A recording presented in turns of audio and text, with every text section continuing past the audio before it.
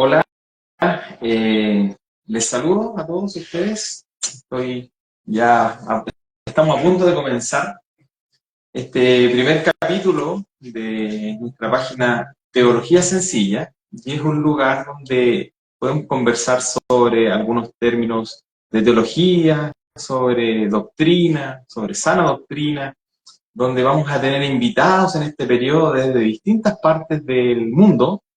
Adelantos por ahí, tenemos algunos pastores invitados que se han graduado de universidades muy prestigiosas, ¿verdad? Del Master Seminary, tenemos algunos invitados que se han graduado del Instituto de Integridad y Sabiduría, algunos también participantes del Instituto Latinoamericano Reformado, y es así como ha nacido esta página, ha nacido esta necesidad de poder compartir con amigos y hermanos sobre la palabra de Dios y sobre algunas cosas que son re importantes conocer. Y es por eso que quiero que usted pueda compartir, invite a sus amigos. En mi primera transmisión como página, nuestra primera transmisión, y hoy día tenemos un invitado muy especial, un invitado eh, que tiene una trayectoria muy grande en el aspecto de los estudios teológicos. También él ha sido un profesor en distintos lugares, así que yo le invito a que pueda conectarse y compartir también esta transmisión con sus amigos.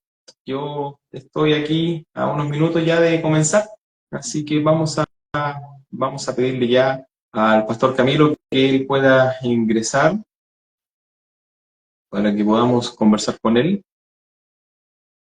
Y ahí lo estamos invitando ya para que él pueda unirse a esta transmisión. Creo que va a ser la primera transmisión de muchas de las que vamos a vivir y a disfrutar. Así que voy a saludar a mis amigos y hermanos que se están conectando ahí. Carlos Rocco, un gran amigo, nos conocemos de pequeño, profesor de batería, así que quienes estén escuchando esta transmisión, también con él pueden acercarse. Ahí creo que tiene algunos cupos disponibles, un buen profesor. También saludo a Julia, un amigo de la Iglesia Bautista en Brasil. Julia, Dios te guarde y te bendiga en ese lugar, así que muchos cariños para ti. Tenemos también aquí a Pablito. Un saludo a Pablito. Hay una página ahí donde también Pablito comparte siempre algunas imágenes, extractos sobre también temas cristocéntricos. Se llama La Oveja Informada, así que también puedes seguir ahí la página de un gran amigo. Va a encontrar también maravillosas enseñanzas en ese lugar. Así que ya estamos unos segundos de que pueda incorporarse con nosotros el pastor Camilo.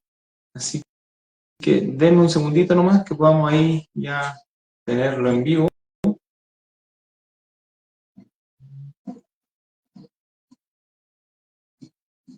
Vamos a ver ahí dónde está Juan Camilo, el pastor Camilo. Bueno, ahí me están soplando que no era Carlito Rocco, era Jonathan Rocco. Bueno, si no es batería, es violín, así que también un maestro ahí de las cuerdas. Puede seguirlo también. Y vamos ya a tener ahí los invitados. A ver.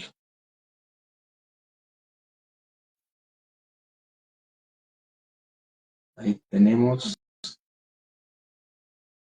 los saludos de algunos amigos. Vamos a esperar ahí que el pastor Camilo ya pueda hacer ingreso, ¿verdad? Vamos a compartir esto también en las historias para que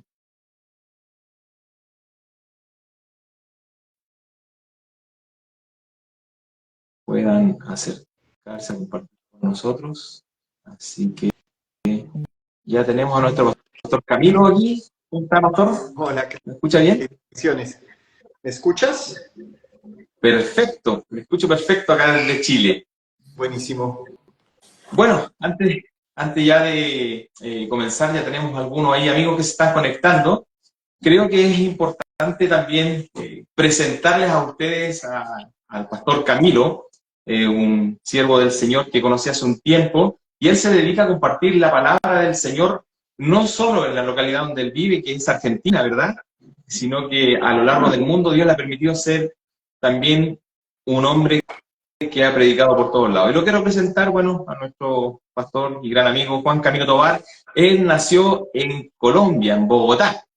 Así que no vamos a decir hace cuántos años, tiene 35, 36 años, se ve muy joven. Un Así poquito más, un que poquito más. un poquito más. Dejémoslo, ya en 38, dejémoslo. Bueno, nuestro pastor Camilo Un poquito ha más, un trabajado en el poquito campo. más. Nuestro pastor Camilo ha trabajado en el campo misionero desde el año 1999 y a lo largo de toda Latinoamérica él ha desarrollado un trabajo maravilloso y ha tenido como principal objetivo él la capacitación bíblica y el discipulado en distintos lugares, no solo en su iglesia local, ya que él también se está desarrollando actualmente como vicepresidente y maestro de la Asociación Nueva Humanidad, dictando en ese lugar cursos teológicos y también apoyando algunos seminarios locales, ¿verdad?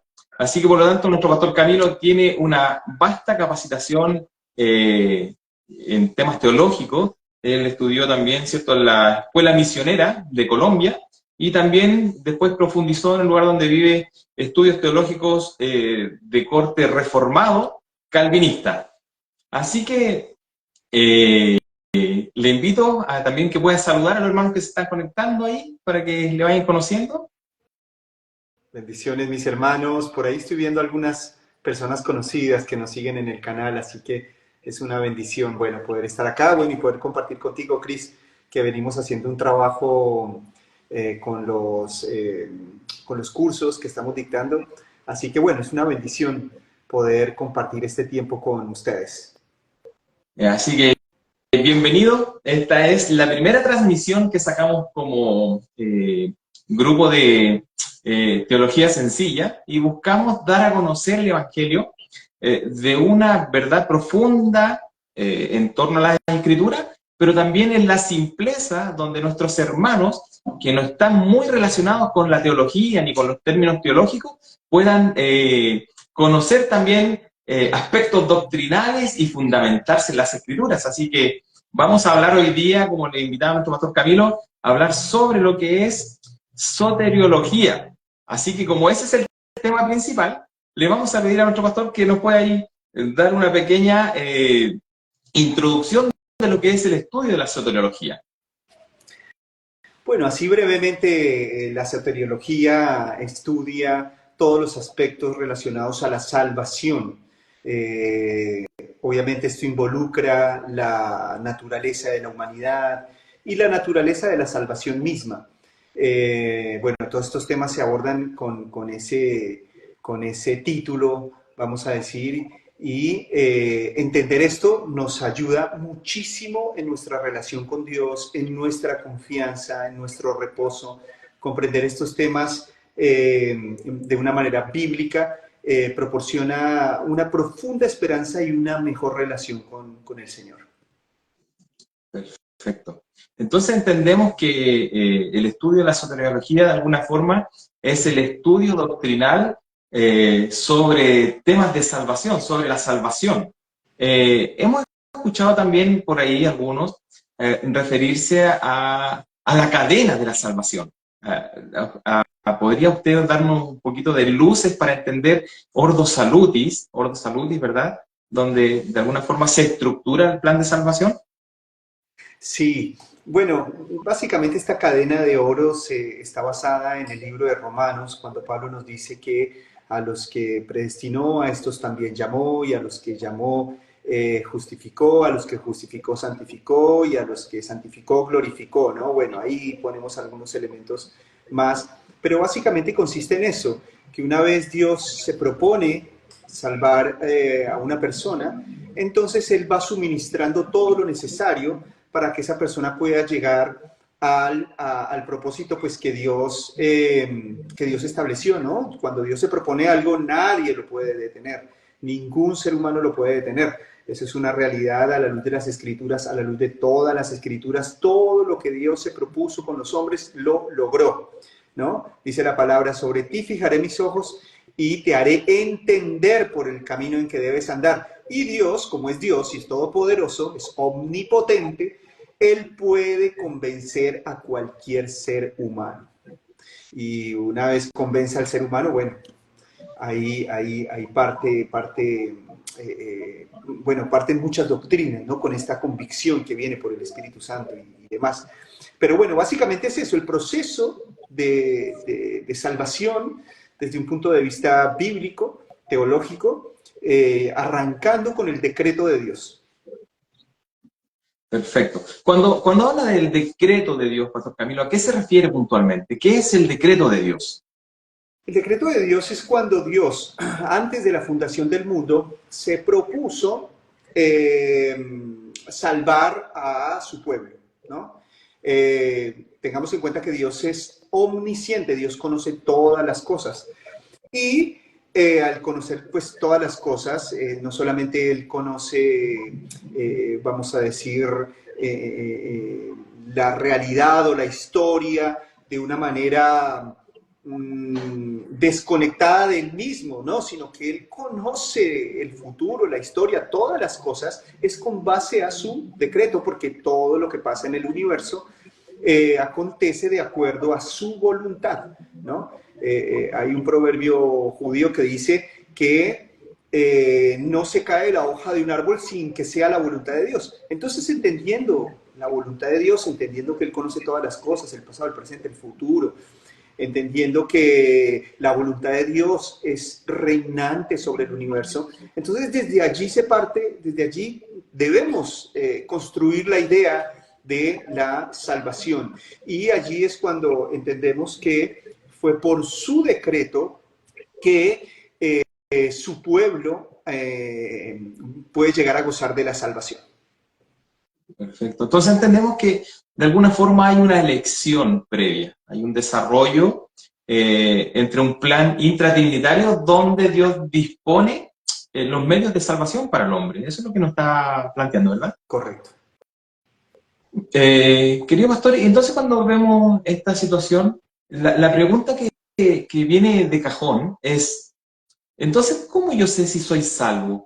¿Hay algún indicio que a mí me diga, yo sí soy un elegido de Dios, he participado de una vida dentro de una iglesia y sí soy salvo, o puedo tener la seguridad de mi salvación bajo esa premisa? Sí, esta es una pregunta muy común porque cuando nosotros analizamos el texto vemos que todos los acontecimientos, las circunstancias, descansan sobre el mismísimo decreto de Dios, con lo cual el ser humano pierde esa, vamos a decir, esa falsa autonomía sobre su destino, sobre su futuro, y entonces surge la gran pregunta, ¿y yo ahora cómo sé que Dios me escogió a mí?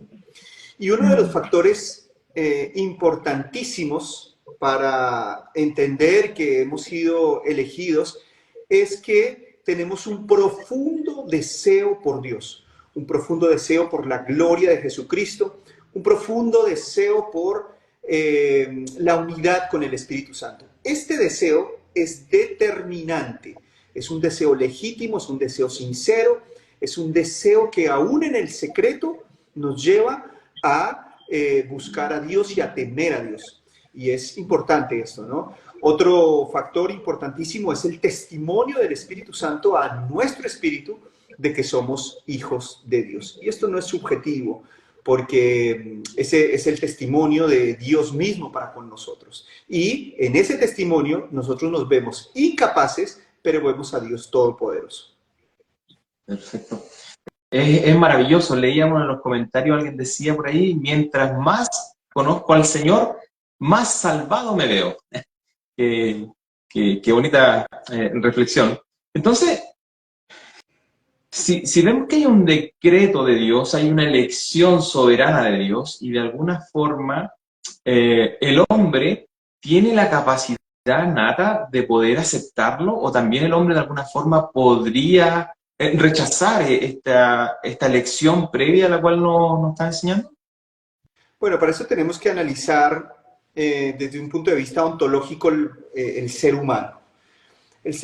Siempre tenemos que entender que la naturaleza determina la conducta del hombre. El hombre no es libre desde un punto de vista natural. Yo siempre pongo el ejemplo. El hombre tiene deseos de hombre, voluntad de hombre, pensamientos de hombre, intenciones de hombre, porque tiene naturaleza de hombre masculino. La mujer tiene deseos de mujer, pensamientos de mujer, intenciones de mujer porque tiene una naturaleza de mujer. Con lo cual entendemos que la naturaleza determina toda la actividad interna del ser humano, ¿no? Por las operaciones internas del ser humano entendemos qué naturaleza tiene. Entonces, como la naturaleza es la que determina esa conducta interior, la Biblia nos declara que todo hombre, por naturaleza, es enemigo de Dios. Por naturaleza. El hombre huye de Dios. ¿Qué pasó cuando Adán fue expulsado del Edén?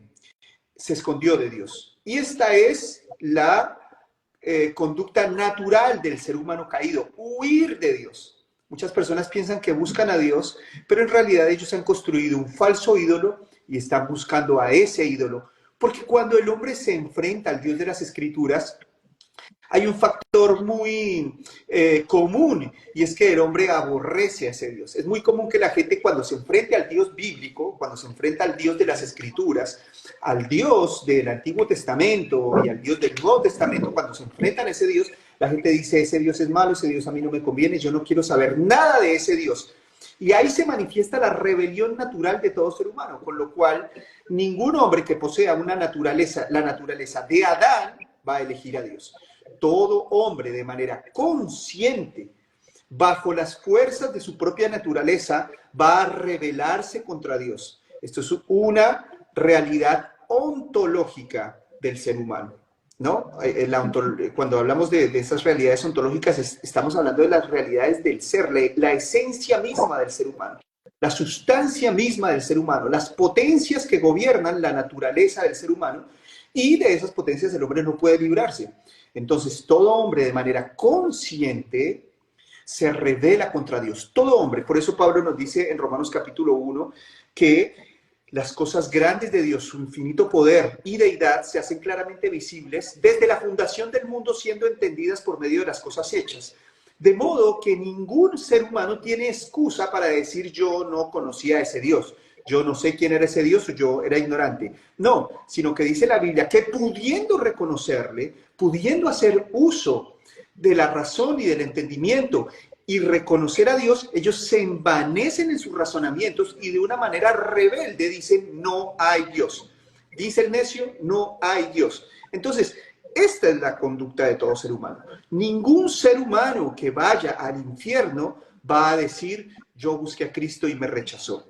Ningún ser humano que vaya al castigo eterno va a poder decir, yo quise elegir a Dios, pero Él no me eligió a mí. Esto nunca va a pasar. Todo el mundo en el juicio eterno va a reconocer que se rebeló contra Dios, que fue hostil contra el amor de Dios y la misericordia de Dios, y que rechazó a Dios conscientemente. Todo el mundo reconocerá eso. Con lo cual entendemos que si Dios no nos saca de esa condición natural, porque nosotros no podemos mandar sobre nuestra naturaleza, ¿no? Esto quizá no lo dice hoy en día el progresismo, esto quizá no lo dice hoy en día las nuevas filosofías, qué sé yo, existencialistas o las filosofías donde el hombre es determinante sobre el universo, el hombre, hasta el punto que el hombre puede llegar a decir, bueno, ya me rebelo contra mi propia biología y me autopercibo como, no sé, como un águila. Porque el hombre piensa que se puede rebelar contra la misma naturaleza e ir en contra de la naturaleza, pero nunca podrá hacerlo. O sea, solamente será una fantasía de su mente. Por lo cual, entendemos que el hombre no puede tomar determinaciones sobre su propia naturaleza. Y para que el hombre tenga una naturaleza de búsqueda hacia Dios, de reconocimiento, de humildad, entonces debe recibir una naturaleza renovada, la naturaleza del Espíritu Santo. Y esta naturaleza es la que nos lleva a Dios. Por eso la Biblia dice que es el Espíritu Santo el que nos convence de pecado, justicia y juicio. Por eso la Biblia dice que es el Espíritu Santo el que nos lleva a toda la verdad. Por eso la Biblia dice que el Espíritu Santo es el que nos lleva a Cristo. Esto no depende de la voluntad humana. Esto está completamente en las manos de Dios. Qué hermosa la enseñanza. Pero mire, acá en Chile, para nosotros, en el entorno del pentecostalismo en Chile de alguna forma, es muy trivial el término libre albedrío. Ahora, si algunos abrazan la doctrina del libre albedrío, ¿cómo podemos bíblicamente o afirmar que el libre albedrío es válido o de alguna forma el libre albedrío es algo que se contrapone a la enseñanza de la Escritura?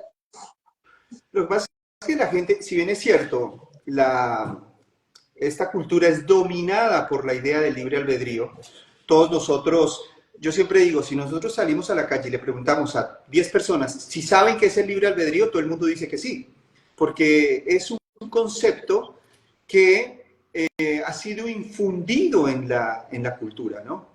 Esta idea se ha infundido desde el siglo IV, entonces ha gobernado el pensamiento de la sociedad. Entonces todo el mundo sabe que es el libre albedrío. El ser humano dice, el libre albedrío es libre voluntad. El problema es que desde un punto de vista técnico, desde un punto de vista teológico e incluso filosófico, el libre albedrío es una fantasía, porque como dije, el libre albedrío, el hombre no tiene libertad para determinar su ser. El hombre tiene libertad para decir, libertad de voluntad para decir, bueno, hoy me tomo un té, mañana desayuno con café y pasado mañana desayuno con, no sé, con mate, ¿no? El ser humano tiene esa libertad en la voluntad, ¿no? Pero el hombre no tiene libertad en elegir su naturaleza. Entonces la gente piensa que el libre albedrío es la libre voluntad. Y la Biblia hace la distinción, o la teología hace la distinción de estos dos elementos, la libre voluntad o la libre agencia y el libre albedrío. El libre albedrío ya es un concepto teológico, el libre albedrío incluso en círculos filosóficos viene a ser como el indeterminismo. Entonces, por no entender este término a profundidad, las personas piensan que su voluntad está por encima de la voluntad de Dios y que su voluntad va a someter a Dios en lugar de Dios someter al hombre. Entonces, lamentablemente, el hombre se ha erigido por encima de Dios y el hombre hoy te dice que su voluntad se puede superponer sobre la voluntad de Dios. Si mi voluntad es no seguirlo, entonces él no puede hacer nada. Pero si mi voluntad es seguirlo, él tampoco puede hacer nada. Con lo cual entendemos que en estas teologías o en estas filosofías humanistas, el hombre gobierna sobre Dios. Y no hay nada más antibíblico que eso. Perfecto. O sea, tendríamos entonces que determinar lo siguiente. El libre albedrío es un concepto teológico que habla específicamente de la capacidad natural que podría tener eventualmente el hombre para escoger a Dios, si es que así lo quiere hacer, versus lo que es la libre agencia, es la capacidad de una elección libre de cualquier cosa que sea distinta a la elección de Dios como soberano. Esa es La libre agencia, la libre agencia es la libre voluntad que tenemos de escoger todo lo que esté dentro de nuestras capacidades naturales, ¿no?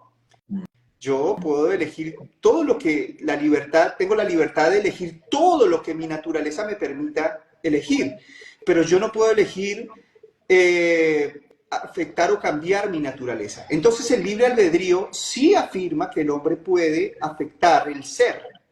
Mientras que la libre agencia entiende que no puede afectar el ser, que puede afectar las circunstancias de la vida cotidiana, pero no puede afectar el ser. ¿Me hago entender? Entonces, como el tema de la salvación es un tema de naturalezas, no es un tema de elecciones circunstanciales, sino es un tema de naturalezas. Por eso la regeneración, por eso el nuevo nacimiento, por eso la circuncisión de corazón.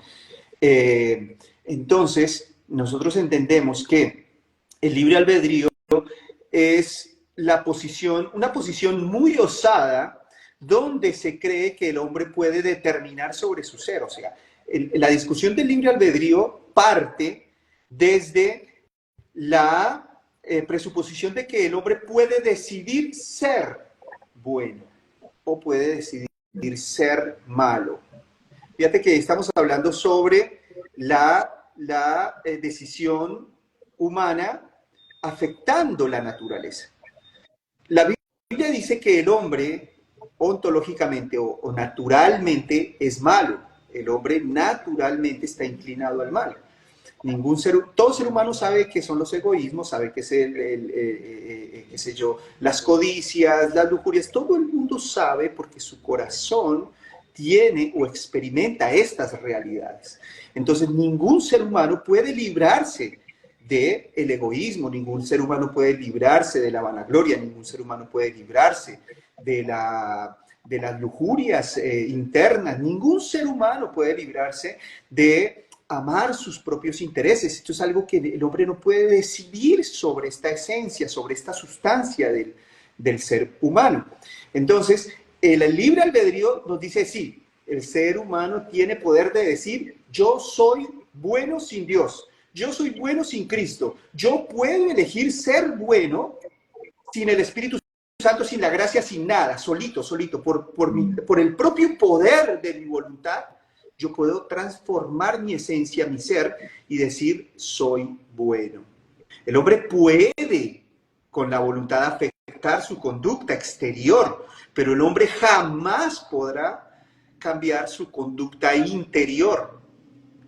Entonces, el libre albedrío lo que propone es que el hombre es capaz de determinar sobre su propio ser. Y yo te digo una cosa, si bien es cierto, no fue el pelagianismo o el libre albedrío, que es lo mismo, lo que produjo estos pensamientos progresistas actuales, si bien es cierto, ahí se empezaron a tejer. ¿Por qué? Porque si hoy una persona, un hombre, dice que se autopercibe como, yo siempre digo, como una jirafa verde, entonces el hombre puede decidir eso sobre su ser. ¿Y por qué? ¿De dónde viene este pensamiento? Este pensamiento surge de una evolución del libre albedrío, donde el hombre es capaz de afectar su propia esencia con la voluntad. Entonces, de ahí parte la discusión del libre albedrío. Ahora, libre agencia tenemos todos, libre de voluntad la tenemos todos. Nadie peca porque le pongan una escopeta en la cabeza. La gente peca porque ama el pecado. Entonces somos libres. Y en esa libertad, pero en esa esclavitud del pecado, en esa libertad de voluntad, pero en esa esclavitud natural del pecado, nos rebelamos contra Dios, somos hostiles contra Dios y huimos de Dios. Bajo esa premisa, entonces, es imposible que el hombre escoja a Dios si es que previa no hay una elección soberana de Dios sobre el hombre. El hombre nunca va a escoger a Dios porque el hombre no tiene esa naturaleza. El hombre construye ídolos y busca sus propios ídolos. Esa es la realidad espiritual del ser humano. A lo largo de toda la humanidad, por eso hay tantas religiones y hay tantas sectas y hay vamos a decir, han habido tantos dioses a lo largo de la humanidad, porque el hombre es un ser espiritual, pero en su rebelión contra Dios crea sus propios dioses. Y Yahvé, Elohim, y el mismo Jesucristo no es la excepción. Los hombres han creado un Elohim paralelo al de la Biblia.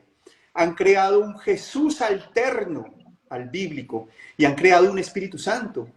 Y esos dioses falsos que ellos han creado, que son sus ídolos, que quizás hoy no los han hecho con arcilla, madera o metales, sino que los han hecho con ideologías.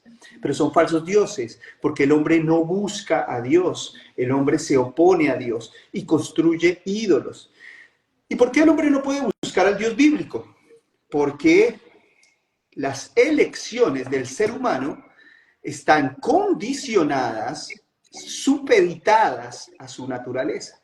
O sea, yo no puedo decidir comer carroña porque mi naturaleza no es carroñera. La naturaleza del ser humano no es carroñera. Entonces, pero si el ser humano tuviese una naturaleza de estas, pues elegiría esa comida. Entonces, fíjate que la elección, nuestras elecciones, también dependen de la naturaleza. Y como la naturaleza del hombre está caída, y como la naturaleza del hombre es rebelde a Dios, porque la Biblia dice que la carne no puede agradar a Dios y tampoco quiere. Esto esto pasa porque la naturaleza es opuesta a la naturaleza de Dios. Entonces sus elecciones, todas las elecciones del ser humano, están condicionadas a esta naturaleza. Entonces, ¿qué es lo que elige el hombre? Los ídolos. Así como yo puedo poner el ejemplo eh, de las elecciones este ejemplo lo pusieron todos los reformadores, las elecciones de un buitre, ¿no? Él va a elegir carroña y un buey va a elegir hierba, ¿no? Esas son las elecciones totalmente condicionadas a la naturaleza. Si tú le pones a un buey un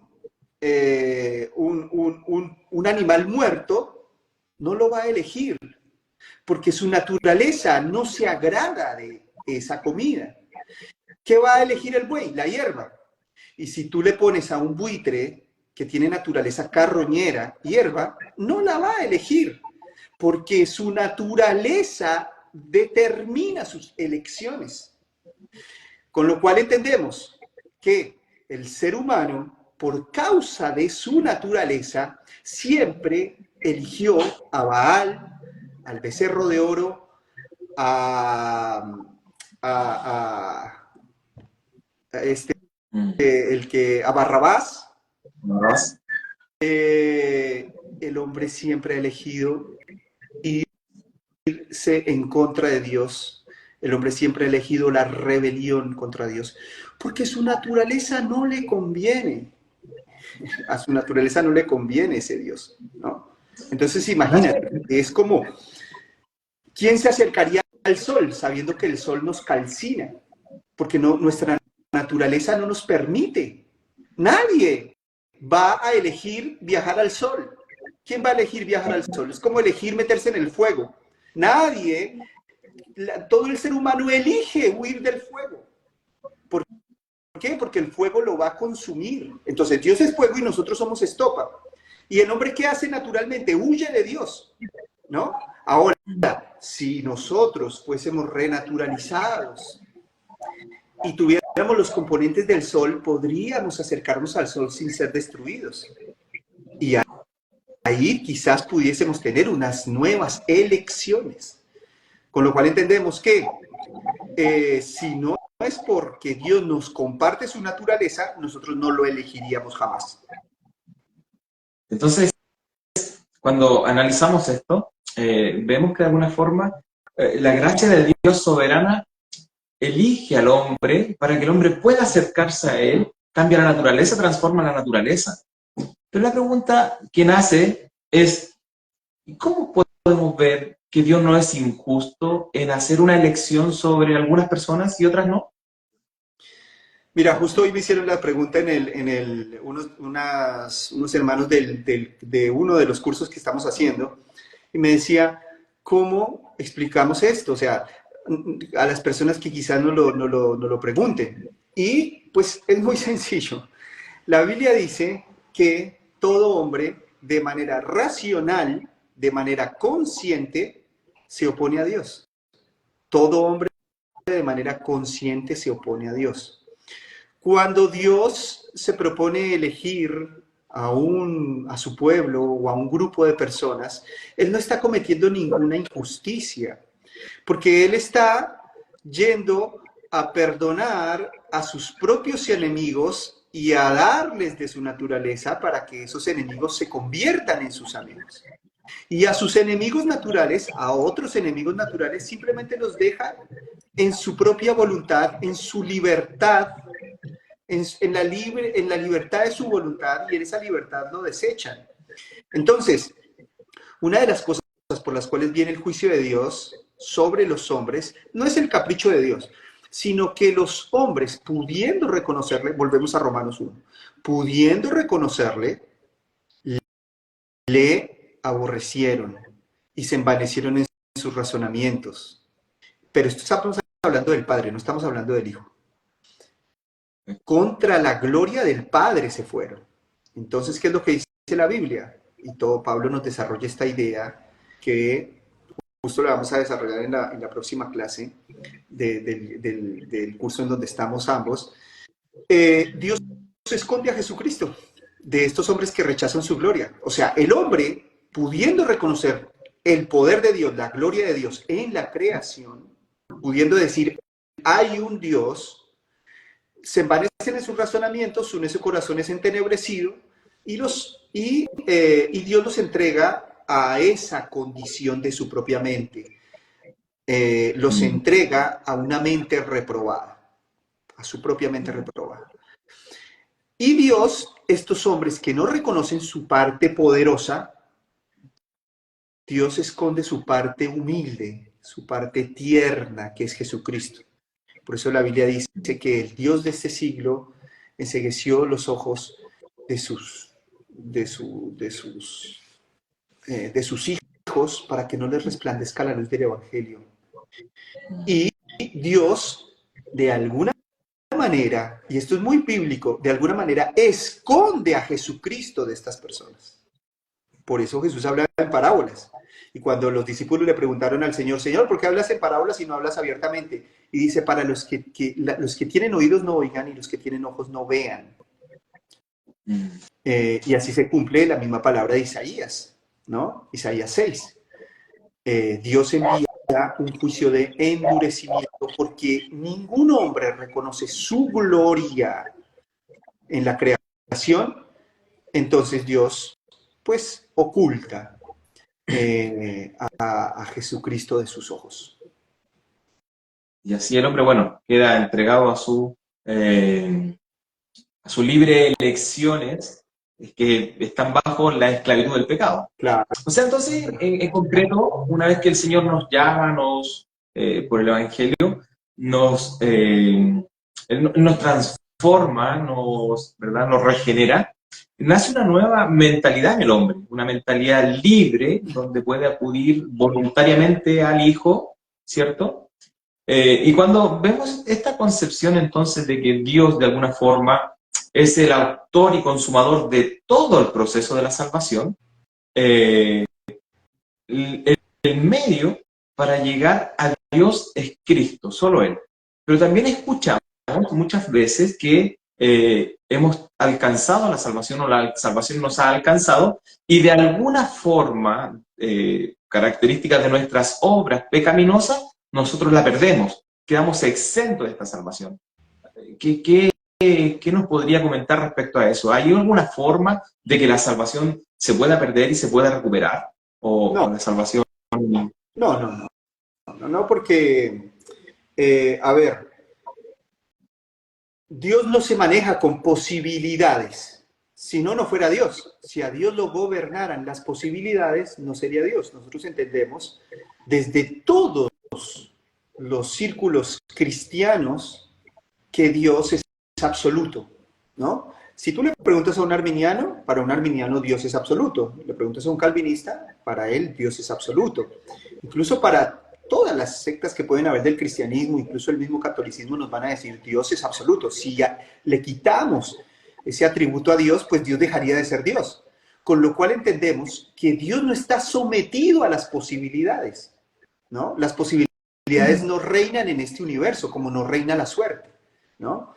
Entonces, ¿qué es lo que reina en este universo si no reinan las posibilidades? O sea, si yo lanzo unos dados y tengo en los dados, pues cada uno tiene seis caras, entonces yo tengo posibilidades diversas de que caigan diferentes números, ¿no? ¿Cuántas posibilidades tengo yo de que caiga un solo dado en el 6? Bueno, tengo 6 posibilidades. Entonces yo estoy sometido a las posibilidades. Pero Dios no está sometido a las posibilidades, porque Dios está por encima de las posibilidades. Dios está por encima del azar. Dios está por encima de la suerte, ¿no? Entonces, teniendo en cuenta este atributo de Dios, pues aquí no hay cabida para un cambio de plan. No hay un plan B, Dios no tiene un plan B. Dios tiene un plan A y es absoluto. Entonces, entendiendo esto, no pueden haber cambios en el conocimiento de Dios. No puede decir Dios, bueno, hoy voy a salvar a Judas y mañana se me perdió. No, Dios no es tomado por sorpresa. Dios conoce toda la información del futuro, del pasado, del presente, de todo. Entonces a Dios nada lo toma por sorpresa, nada. Dios ya sabía la caída de Pedro. Desde antes de la fundación del mundo, Dios ya sabía la caída de Saúl, Dios ya sabía la caída de David. 300 años antes de que naciera David, Dios ya sabía que David iba a caer en adulterio y en homicidio, ¿no? No sé, 5000 años antes del nacimiento de Judas, Dios sabía que Judas lo iba a entregar. Entonces, en Dios no caben las posibilidades. En el transcurso de la historia y según las visiones humanas, sí hay cambios, pero nosotros entendemos que hay una realidad absoluta que gobierna todo, el universo y la historia. Con lo cual, si una persona, si Dios ve, ponerle a Pedro en la eternidad, si Dios ve a Pedro, suponte el día del juicio final, y Dios en su conocimiento pleno, en su omnividencia, ve a Pedro en el día final, ¿qué posibilidades hay de que Pedro se pierda? Ninguna. Ninguna. No hay ninguna posibilidad. O sea, podemos ver a Pedro flaquear y decir, uy, Pedro se nos perdió. Pero eso es en nuestra percepción pobrísima de la realidad y del universo. Entonces nosotros vemos circunstancias cambiantes, pero Dios siempre va a ver una verdad absoluta. Entonces, como te dije, si Dios te ve a ti, Cristian, Dios te vio desde antes de la fundación del mundo y Dios ya tiene la información del día final.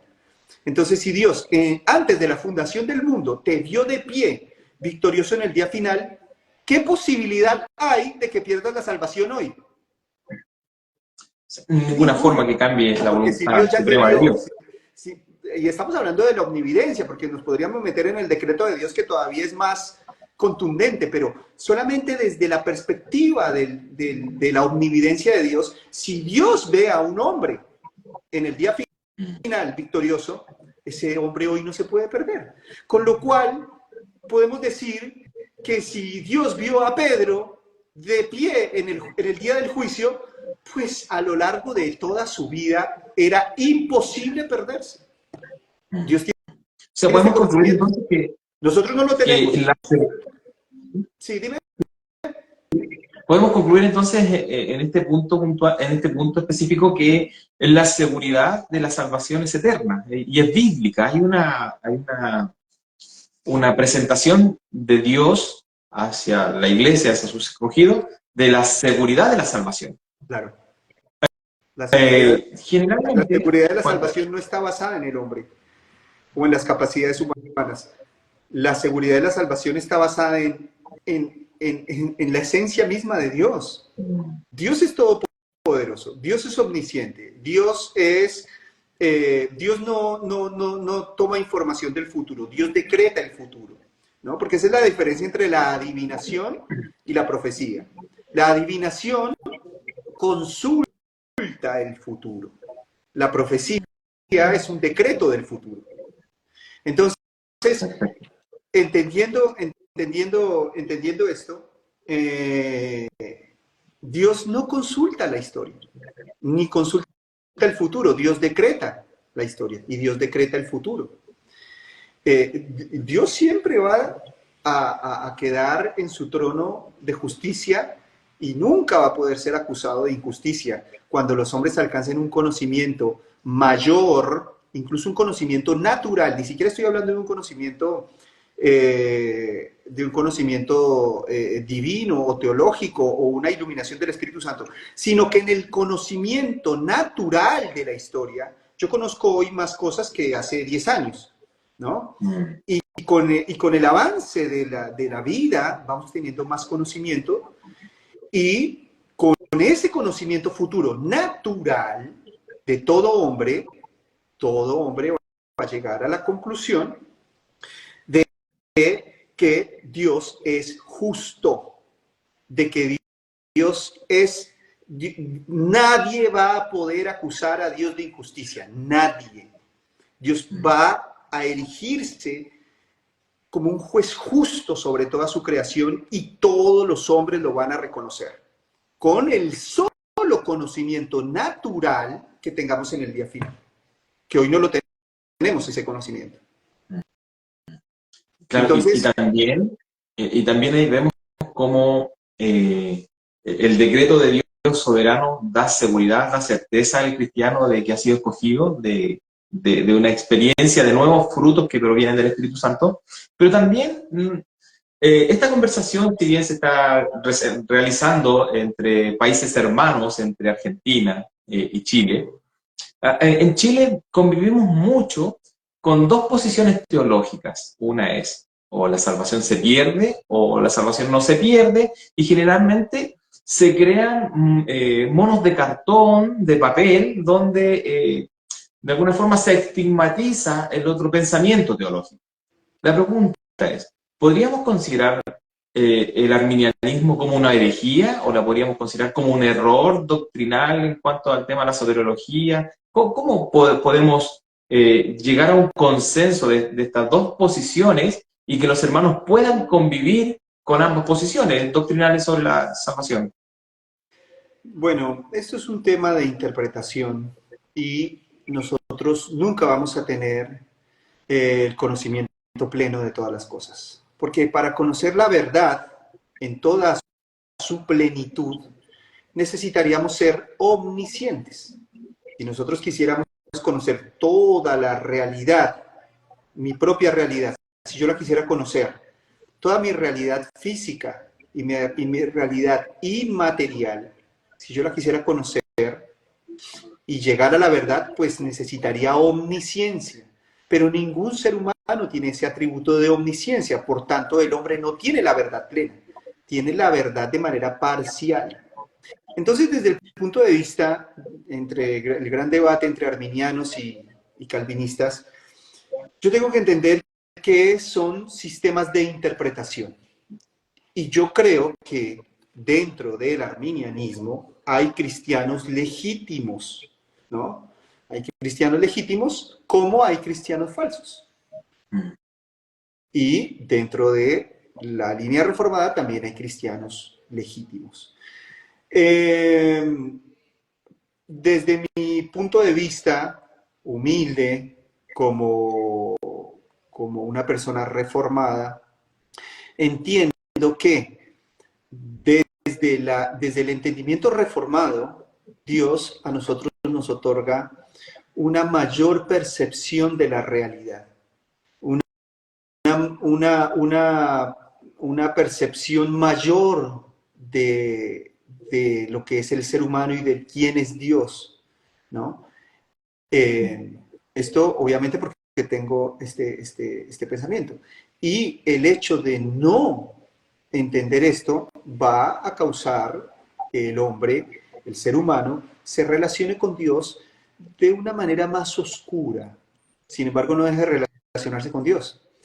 Sin meternos en los abusos del arminianismo ni del hipercalvinismo, que eso ya sería otra cosa. O sea, estamos hablando de, hablemoslo de los, qué sé yo, de los eruditos de estos campos. Hablemoslo en los círculos académicos. Hay mucha gente que son cristianos legítimos. Y quizás este debate se sostenga hasta que el Señor venga, ¿no? Pero una cosa sabemos, que nadie es salvo por doctrina, sino que somos salvos por el Espíritu de Dios. Entonces, sí podríamos ver en esas relaciones hostiles entre arminianos y calvinistas, esas relaciones donde hay odios, donde hay maledicencia, donde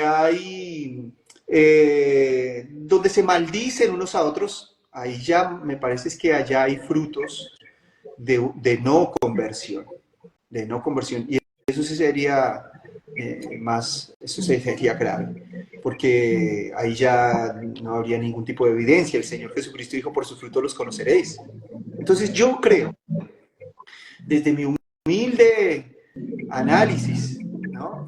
Que desde la teología reformada tenemos una relación mucho más profunda con Dios, eh, y un conocimiento propio más profundo, y esto nos lleva bueno, a relacionarnos mejor con Dios, obviamente, y a tener mucho más precaución de nosotros mismos, ¿no?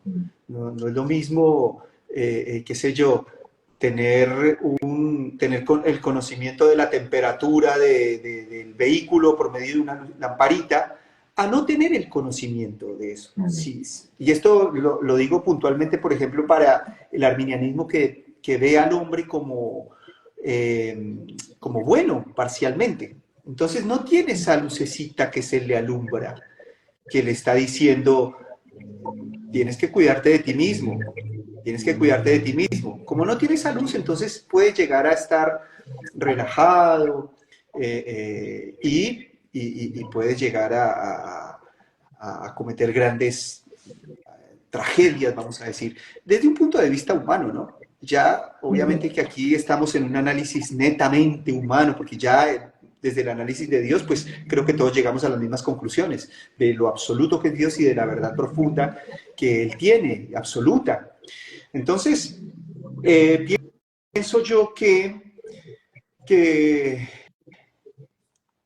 sí deberíamos parar con esta guerra que hay entre arminianos y calvinistas tan descarnada que en algunos casos pues lo que muestra es la falta de conversión. Claro, una falta de piedad, una falta de piedad, de comportamiento piadoso dentro de la congregación. Hemos abordado algunos aspectos de la salvación, del decreto, cómo hemos avanzado a través del Ordo Salutis, el medio de salvación, y entendemos que hay una confesionalidad. Cuando las personas son adultas, confiesan que Cristo es el Señor previo a una transformación que proviene del Espíritu Santo, ¿verdad? Pero aquí también nacen muchas preguntas o interrogantes como, por ejemplo, bueno, ¿qué sucede con los niños entonces que mueren? ¿Hay alguna revelación que las Escrituras nos señale para entender qué sucede con los bebés que mueren antes de tener una vida pecaminosa pública? Bueno, yo te digo la postura que tengo apoyándome en una visión presbiteriana, ¿no? Y puntualmente la posición del doctor Sproul. Eh, todo niño que muere, todo infante que muere, va al reino de Dios. Por el decreto de Jesucristo, no por ser infante, no por ser infante, sino por el decreto de Jesucristo. ¿Qué dijo el Señor? Dejad a los niños venid a mí, no se lo impidáis, porque de ellos es el reino de los cielos. Con lo cual, esta afirmación de Jesucristo es categórica para entender que de los niños es el reino de los cielos. Y un niño es una persona, en términos humanos, inocente. Cuando un niño muere, va directamente al reino de Dios. Cuando un niño sale de esa etapa de infante, entra en el uso de la razón, en el uso de la conciencia, entonces ya aquí podemos nosotros analizar una elección o no. Esto es una elección, o sea, esto es un análisis humano. Nosotros podemos analizar si un niño pasa la edad de infante, entonces ya ahí tenemos que ver si sobre él está la elección o no. Si ese niño muere, ese niño es elegido antes del uso de la conciencia, antes del uso de la razón, por el decreto de Jesucristo. ¿Me hago entender? Con lo cual, todo niño que muere desde el vientre de su madre, desde la concepción, hasta antes del uso de la razón y de su calidad de infante, si muere, se va al reino de Dios por el decreto de Jesucristo. Importante entender que no se va al cielo por ser infante, eso es muy importante. Se va al cielo por el decreto de Jesucristo, por el sacrificio de Jesucristo, porque Jesucristo es el único camino al Padre. Pero con los niños vivos no podemos, o con los infantes vivos, no podemos hacer esa afirmación, porque si ese infante se va a convertir en un adulto y va a ser un pecador, entonces ya ahí no podemos hablar de elección, No podemos hablar de elección en niños vivos, pero sí podemos hablar de elección en infantes muertos. ¿Me hago entender? Perfectamente, sí. Bueno, bajo esa premisa entonces debemos glorificar a Dios por su tremendo amor con gente pecaminosa como nosotros, ya que Salmo 51 dice desde el vientre de nuestra madre que venimos por una condición, ¿verdad? Caída. Entonces la tradición reformada de alguna forma abraza esta posición de que los neonatos, los niños pequeños que mueren, son parte del decreto de la elección de Dios. Ahora, extrapolemos esta posición hacia los adultos que ya tienen conciencia, que ya razonan, pero que nunca han sido enfrentados al Evangelio. Entendemos que el Evangelio, a través de cómo se presenta a Cristo, también se entrega el medio de gracia para salvación. Buena, ¿Qué sucede con la gente que nunca ha oído buena, el buena, Evangelio? Como ha ido buen análisis. Pero mira, si David pudo decir, mi embrión vieron tus ojos, y si la fe proviene del Espíritu Santo, ¿qué capacidad ves en el? Si no vemos esa capacidad en el adulto, pues tampoco en el niño.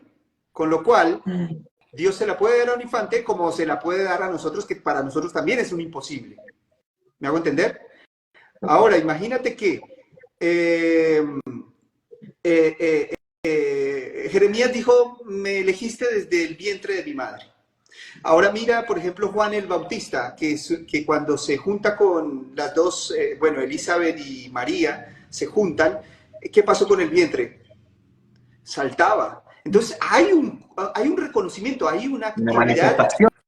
hay una manifestación de una relación entre el infante y o el no nato y Dios.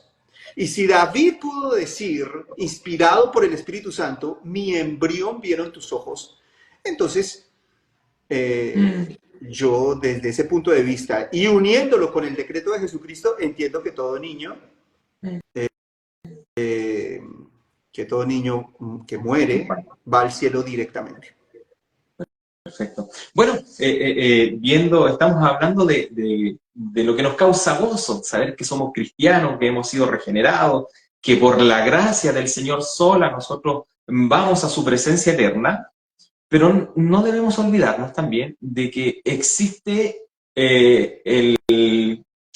¿cómo lo digo? Existe lo contrario a una salvación, es la perdición. Estamos hablando de la salvación, pero ¿cómo de alguna forma quitamos del pensamiento de las personas que van al infierno, los que están contra el Evangelio, cómo quitamos de su mente el concepto de que Dios no es justo por destruir a los malos en el infierno, en el lago eterno de fuego? Dios no es injusto porque la dignidad de Dios y la bondad de Dios es superior a la humana. Si vos tienes un alacrán, tienes 10 alacranes venenosos, de esos por allá africanos del desierto del Sahara, y si tú tomas esos 10 alacranes que tienen una naturaleza hostil contra la humanidad, venenosa, y tú destruyes esos 10 alacranes, aunque esos alacranes nunca hubieran envenenado a nadie, si tú los destruyes a estos 10 alacranes, o estos 10 escorpiones, sería un acto de justicia desde un punto de vista humano, contrastando esas dos naturalezas. Claro, claro, sería Justicia porque es justo, un asesino, o sea, es sería un algo a cuidado para favor de nosotros. la naturaleza. Entonces, Dios, si destruyese a toda la raza humana, Dios levantaría un trono de justicia en el universo digno de ser reconocido, alabado y digno de ser glorificado por ese acto de justicia. Entonces, si nosotros tenemos ese contraste entre Dios y el hombre, nunca Dios va a quedar injusto. Pero si Dios agarra a 3 de esos alacranes y les cambia la naturaleza, y en lugar de inyectar veneno, inyectasen una vacuna, entonces ahí ya, ese es un acto de gracia. Y eso es lo que Dios hace. Y aquí tomo la frase del doctor Sproul también, que él dice, Dios con unos hace misericordia y con otros hace justicia, pero con ninguno hace injusticia. Sí. Bueno, el apóstol Pablo también dice, pregunta retórica, ¿es injusto Dios? De ninguna manera él podría ser injusto con sus decretos, con su conocimiento y con su revelación hacia nosotros. Hay aspectos maravillosos de la salvación.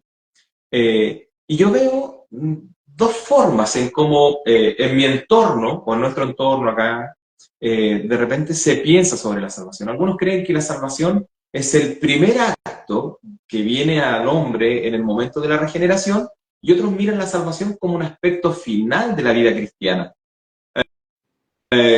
La Biblia, ¿qué nos revela respecto a eso? ¿La salvación es principalmente, es lo primero que recibimos cuando somos regenerados? ¿O es el acto final allá? Claro, la salvación, pues son ambas cosas. Para nosotros es eh, una meta por la cual luchamos y debemos luchar y debemos ser disciplinados y debemos perseverar. Pero cuando nosotros miramos atrás nos vamos a dar cuenta del gran misterio y vamos a llegar ante la presencia de Dios y vamos a decir, Señor, perseveré, Señor, fui disciplinado, Señor, me negué a mí mismo, Señor, luché contra el pecado. Pero cuando miro mi vida hacia atrás, veo que fue su gracia. Entonces aquí se van a unir las dos realidades. ¿Cuáles dos realidades? La realidad de la ignorancia humana con el conocimiento de la gracia sublime. O sea, de nuestra ignorancia pasada, ¿no? Y ahí yo creo que vamos a entender que en la predestinación, pues ya nace la salvación. Bien dijo el apóstol Pablo, fuimos predestinados para ser como Jesucristo. Y si Dios me predestinó para ser como Jesucristo, pues entonces cuando yo recibo a Jesucristo ya eso es tener la salvación, ¿no? Igual es un camino por el cual vamos transitando, pero en ese camino Dios nos va proporcionando todo. Porque Dios lleva su plan, Dios llevó su plan. Esto desde un punto de vista pactualista, desde un punto de vista presbiteriano. Dios llevó su plan mediante pactos, ¿no? Entonces, Dios desarrolla su plan mediante pactos y a través de estos pactos a medida que van avanzando estos pactos, va dando más información de lo que es la realidad final de la salvación.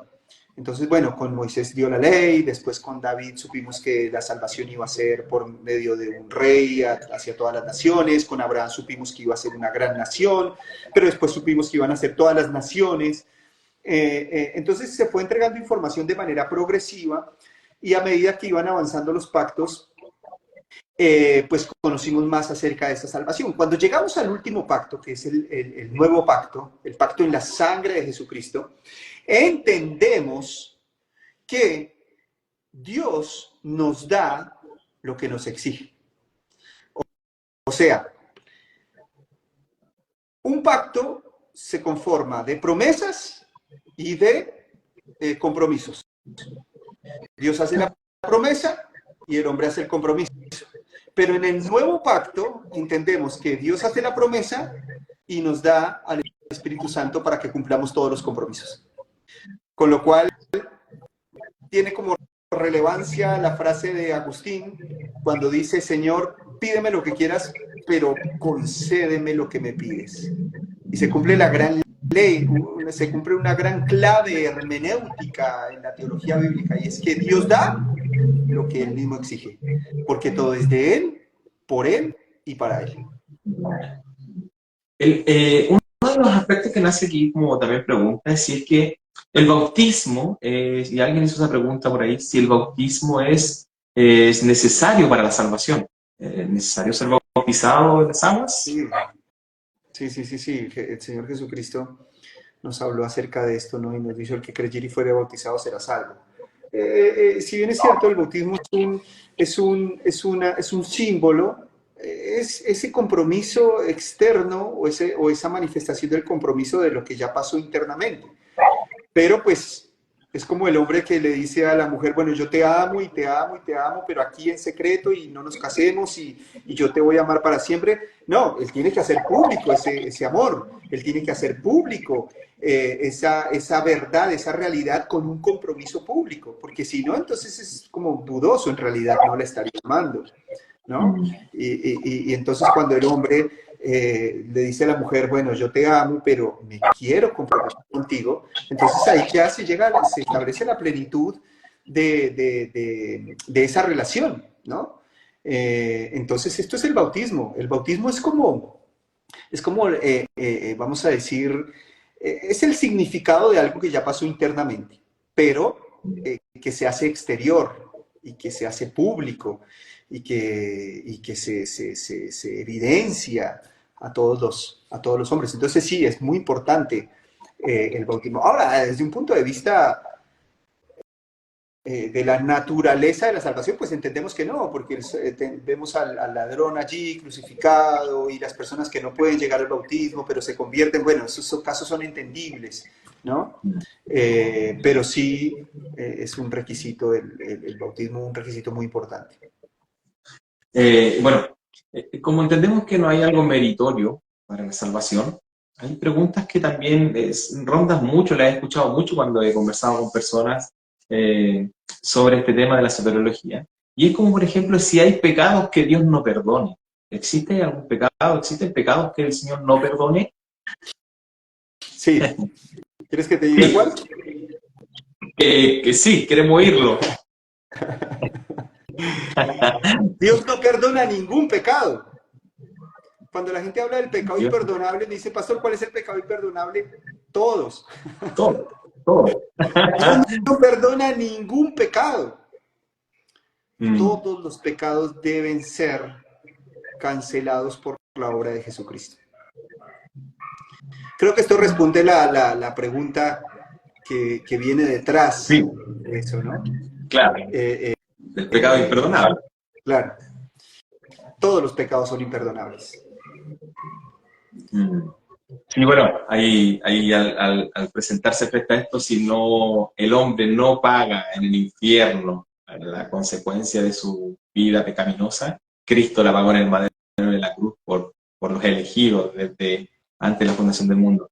Hemos conocido a un Señor, a un glorioso Dios que tiene una compasión, tiene una piedad, tiene una misericordia con hombres finitos como nosotros que en Chile somos muy de expresión, pero un pueblo pentecostal en Chile, ya tal vez alguno va a decir, pero ¿cómo si estamos hablando con un pastor reformado?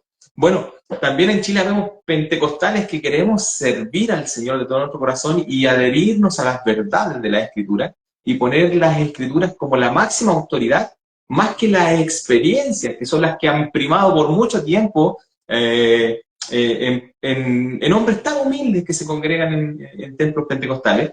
Pero cuando vemos esta predicación del verdadero evangelio, vemos el énfasis, como Cristo es el centro de todo, dan ganas de levantar las manos y glorificar a Dios. No sé si es un acto que solo se hace en Chile o se hace también en otros lugares del No, mundo, no, solo, pero es solo en Chile. solo en Chile.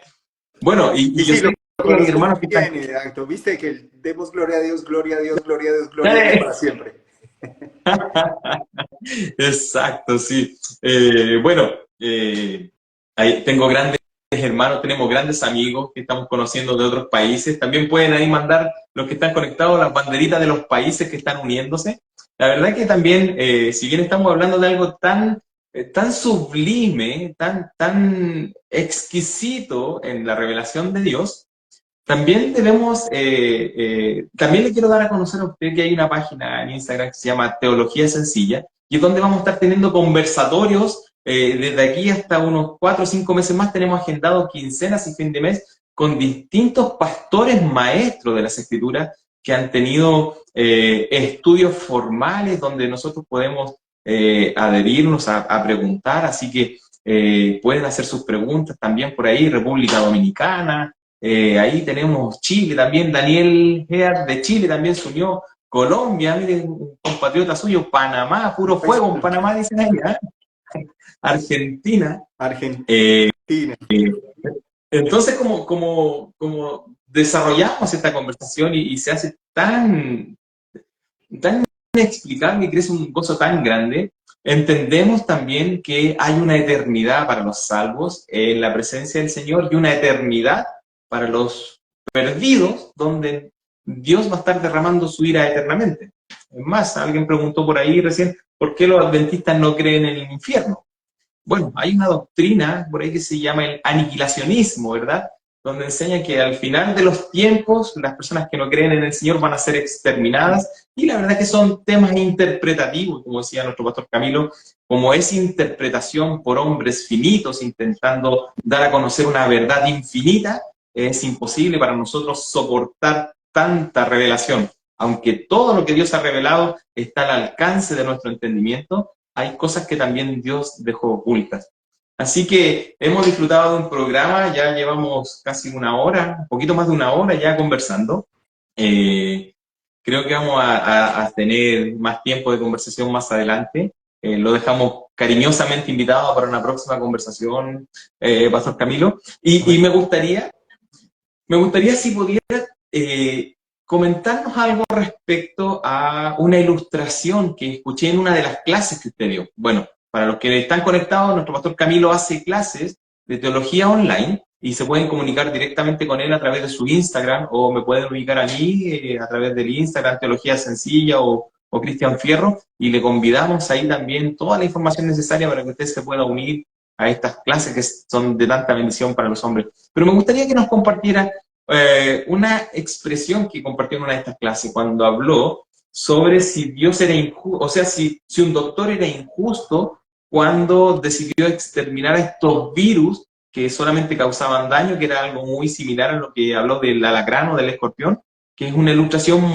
encuentro que muy ad hoc para mostrar de alguna forma la justicia de Dios.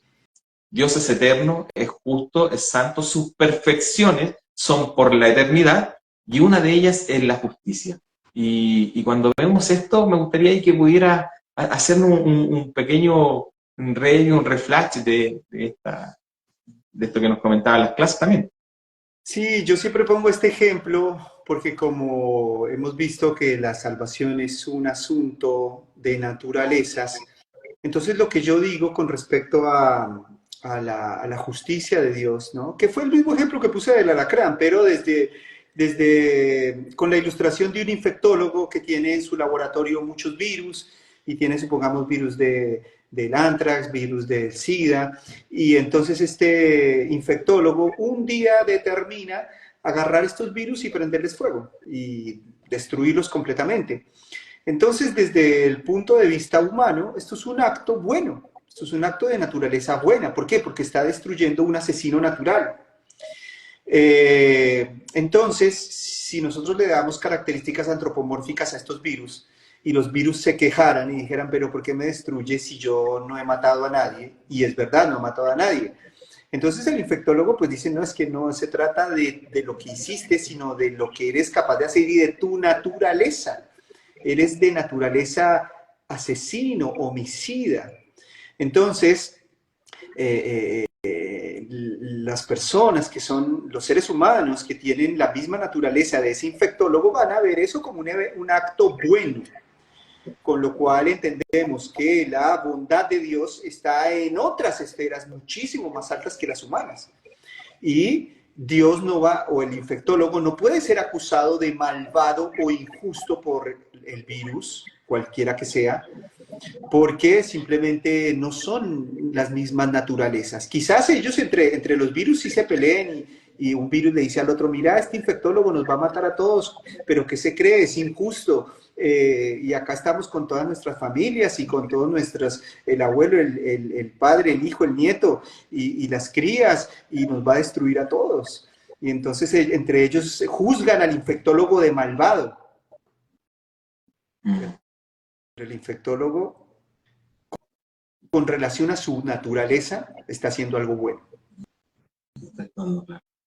Y es ahí donde vemos entonces reflejada la justicia de Dios. Dios es justo, Él es santo, hay uno de Arcis Sproul dice que uno de los atributos o de las perfecciones que se nombra 3 veces es su santidad.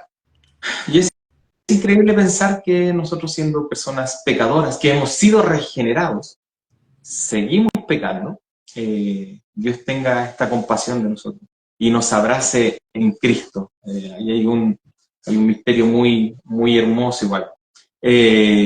Miren, la hora ha avanzado, ya son 5 para las 11 de la noche, teníamos presupuestado solamente conversar 1 hora, pero queremos invitarles, la verdad que ya en unas 2 semanitas más tenemos otra conversación con el pastor Natán Díaz, ¿lo ubica? Vamos a estar conversando sobre escatología. Ah, Vamos a qué estar lindo. hablando sobre la escatología personal, la escatología eclesial, así que vamos a estar ahí también compartiendo algunas cositas. Miren, hay preguntas que están haciendo por ahí, y esta es, miren, me están preguntando, nombré el término pentecostal. Y me preguntan ahí, ¿desde cuándo es que nace el pentecostalismo? Creo que esa pregunta ya no es para el pastor Camilo, porque el pastor Camilo es un pastor reformado, ¿verdad?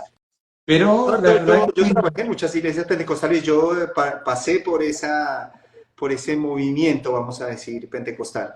Yo cuando tenía 8 años, mi mamá se convierte, nosotros éramos católicos, y mi mamá se convierte a través de una iglesia metodista, pero después ella se cambia a una iglesia pentecostal, donde estamos muchos años. Y bueno, después con el tiempo y con los viajes misioneros, y yo profundicé en la teología reformada y bueno, eh, entendí que esa era la verdad, ¿no? Fue lo que mi conciencia vio con mayor autoridad. Pero pues conozco perfectamente el mujer pentecostal. bueno, para la persona que nos preguntó ahí respecto a cuándo nace el pentecostalismo, tenemos en un mes más programado una conversación con un historiador chileno, un profesor que se llama Luis Aranguis, y hizo una traducción de un libro que se llama eh, Las confesiones de fe del metodismo calvinista de Gales. Y ahí hace una trazabilidad donde el pentecostalismo de alguna manera puede también adherirse a una posición bíblica calvinista, o sea, que abraza las doctrinas de la gracia, que abraza la reforma, y perfectamente un pentecostal puede vivir bajo esa premisa y no ser mirado como algo que nace recién. Pero bueno, ese tema para otra conversación, así estamos dando algunos spoilers para que también nuestros hermanos que nos están acompañando sepan que se vienen ahí cositas, como dicen por acá también. Así que, Pastor Camilo, creo que nos aclaró muchas dudas. Agradezco al Señor por su corazón tan gentil de aceptar esta invitación.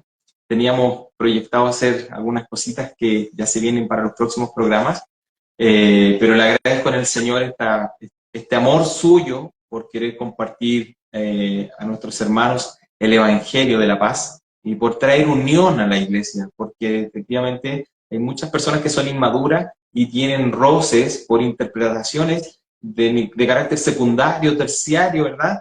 Y no son necesarios. Alguien dijo por ahí, en cuanto a lo fundamental hay que ser intransigente, en cuanto a las cosas secundarias hay que tener una libertad, pero por sobre todas estas cosas hay que tener amor. Así que por lo tanto, eh, le invitamos a que nos podamos unir. Cristo viene y debemos esperarlo con ansia ahí. Así que vamos a orar, Pastor Camilo, no sé si quiere expresar algo más, alguna conclusión de todo esto. Bueno, no, nada, aquí muy entusiasmados para empezar el curso del 23 de marzo. Así que, bueno, los que están por allí quizás que van a participar, bueno, los espero allá, y los que todavía no se han inscrito también, espero que puedan agilizarse, porque el próximo curso, Cris, yo creo que lo vamos a lanzar ya después de mitad de año. Así que esta segunda fecha que lanzamos lo hicimos para que los que nos estaban pidiendo mucho que poder participar y quedaron afuera, entonces quisimos no dejarlos sin la bendición de lo que es el curso, ¿no? Por la gracia de Dios. Entonces, bueno, animarlos a que puedan inscribirse. porque el cupo es limitado, así que, y es limitado por varios factores, ¿no? No es porque nos las demos de interesantes acá, decimos cuánto, sino porque hay limitaciones en las aplicaciones, hay limitaciones en las plataformas y bueno, Mm. entonces, Mire, que están estén ahí haciendo buenas atentos. preguntas, como por ejemplo, ¿qué valor tiene? Alguien respondió por ahí $15. Seguro deben ser algunos de los alumnos que ya están participando, pero si el valor es de $15, no creo que varíe de aquí a esa fecha, ¿no? No, no, no, no Se creo que mantiene. varíe. Son $17, 15 más los 2 de envío son 17. Entonces, Perfecto. no. Bueno, existe un formulario donde usted también puede hacerte partícipe de esto, puede escribirme directamente a través de mensaje directo o al pastor Camilo, Juan Camilo Tobar también lo encuentra ahí en Instagram y puede inscribirse directamente con él también. Así que bueno, les dejamos cariñosamente invitados. Glorificamos al Señor públicamente por esta muestra de amor, donde Él se humanó, donde Él sufrió como pecador, ¿verdad? Porque dice que aquí no conoció pecado, con nosotros lo hizo pecado. Y ahí en ese acto tan maravilloso hay un intercambio glorioso donde Dios o Cristo, ¿verdad? Pone su justicia sobre nuestros lomos y Él asume la culpa de nuestro pecado. Así que por lo tanto ya es hora de descansar, así que pueden ahí ya disfrutar de esta conversación. Así que, Pastor Camilo, vamos a orar, ¿sí? Voy a orar al Sí, Señor y nos vamos a despedir al final, amén. ¿ya? Dios Santo, te damos muchas gracias por este privilegio que nos concedes de poder disfrutar, Señor, de una agradable conversación basadas y centradas en las Escrituras. Has tenido compasión y misericordia de nosotros. Permítenos vivir para tu gloria. Permítenos disfrutarte a cada instante. Permítenos, Señor, impactar la sociedad con este evangelio y que cuando nos miren ellos digan: hay Dios que transforma la vida de los pecadores. Amado Dios, bendiga a los amigos, hermanos y las personas que se han integrado a esta conversación y denos, Señor, también los medios para poder seguir glorificándote públicamente. Lo agradecemos a través de Jesús. Amén. Amén. Un Amén. abrazo a todos, un abrazo a todos, así que, bueno, muchas Bueno, gracias. Cris, gracias. Un cariño a todos. Dios les bendiga poderosamente, grandemente. Chao, chao. Bendiciones. Un abrazo.